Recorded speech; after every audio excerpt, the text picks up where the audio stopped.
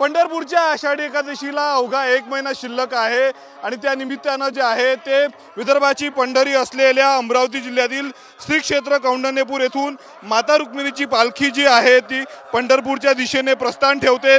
गेल्या 430 वर्षाची परंपरा या पालखीला आहेत। महाराष्ट्रातील सर्वात जुनी पालखी म्हणून या पालखीची ओळख आहे। आपण बघू शकतो सध्या कौंडण्यपूरमधनं ही पालखी मार्गक्रमण करत आहे। तब्बल 45 दिवसांचा प्रवास करून 14 जुलैला ही पालखी पंढरपूरमध्ये पोहोचणार आहे।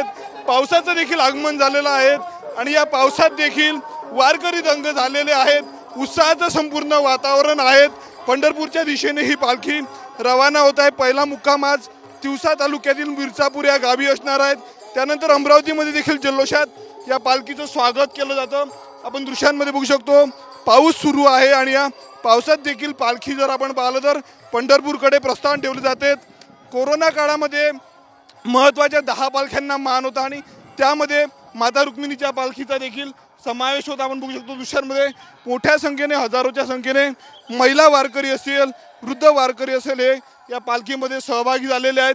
45 दिवसाचा प्रवास करून माता रुक्मिणीची पालखी जी आहे ती आपल्या लाडक्या विठुरायाला भेटण्यासाठी जाणार आहेत। अतिशय भक्तिमय वातावरण संपूर्ण वारकरी दंग झालेले आहेत। पावसाची कुठलीही पर्वा न करता उत्साहाचं वातावरण संपूर्ण आपल्याला या पालखीमध्ये पाहायला मिळत आहेत। रामकृष्ण हरीचा जो आहे तो जय जयकार करून जे आहे ते हे भाविक आता पंढरपूरकडे रवाना होताना दिसत आपण दृश्यांमध्ये बघू शकतो। मोठ्या प्रमाणावर टाळ मृदुंग घेऊन जे आहेत त्या वारकरी महिला या संपूर्ण पालखीमध्ये सहभागी झालेल्या आहेत।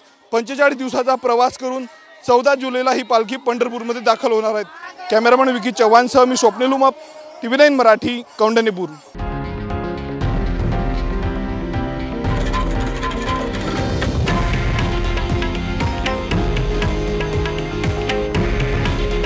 हे आहे देशातील नंबर 1 न्यूज नेटवर्क आणि आपण पाहत आहात TV9 मराठी।